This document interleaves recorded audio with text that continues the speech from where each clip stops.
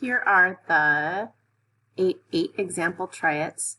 First thing I want to say is when you're doing these problems, if they come up with a vocabulary word, because this chapter is so vocabulary heavy, but if they come up with a vocabulary word and you're not sure what it means, up here this little wrench has a,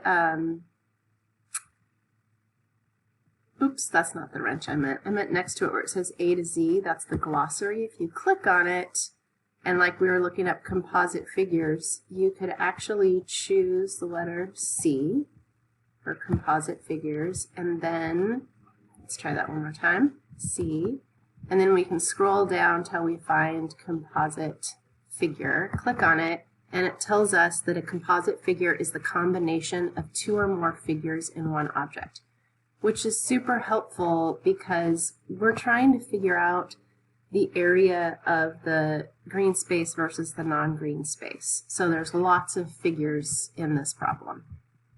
So as we're trying to find the figure, the area of this whole figure, notice they have it split into a rectangle and a triangle. Lots of ways to do this. The rectangle portion is a little quicker.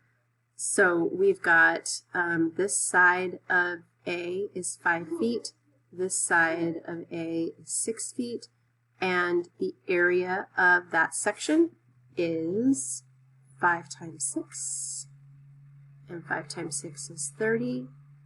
So there are 30 squares that are 30 feet that are in the shape of squares in this figure. So there's 30 of these blue, oh my gosh, I'm going to stop. 30 of those. And you can say it 30 feet squared, you could say 30 square feet. But no, it's the feet that are the squares, not the 30 itself. So don't attach the little 2 to the 30. That's a problem people run into all the time. So in the second one, B is this triangle, right? And the formula for the area of a triangle is the base times the height, or the length times the width, just like in a square, except then you're going to divide it by 2, because it takes 2 triangles to make the rectangle. So this distance we know, it's 6. This distance we have to figure out.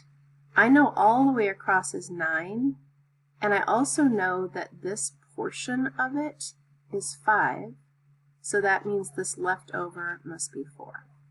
So it is going to be 6 times 4 divided by 2. 6 times 4 is 24, divided by 2 is 12, so we have 12 feet squared. So we're going to take those two and add them up. So the 30 in the rectangular figure and the 12 in the triangular figure means the area of the new carpet is 42 square feet, or 42 feet squared. How does knowing the area of familiar shapes help find the total of a composite shape? Once you find out all the areas of the familiar shapes, then you can add them up and know the area of the whole thing. There is another way to do it, which is kind of fun.